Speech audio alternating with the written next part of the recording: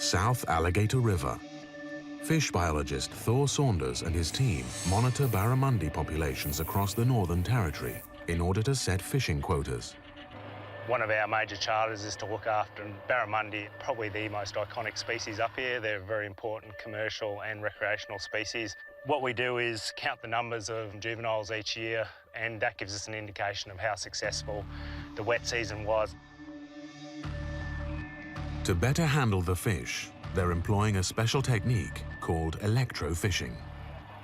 Well, they're putting a lot of voltage, a lot of amps in the water, put a charge in the water via the generator.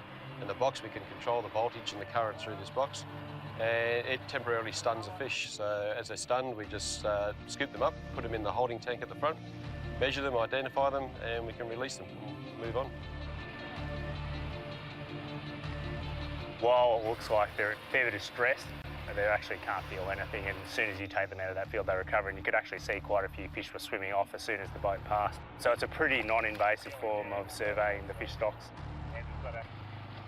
It appears that the numbers of juvenile barramundi are high. Strict fishing quotas are set to protect fish stocks. Despite being electrically shocked, they're quite lively, and there are no worries. One thing you'll note is that this dark coloration is really typical of freshwater environment, so that hasn't seen salt water for a long period of time. Is this guy here. Kakadu's thriving aquatic world also provides the barra with the food they need to survive. Kakadu's rich biodiversity is a big drawcard for researchers like Thor. And with new discoveries every day, the park's animal residents only stand to benefit.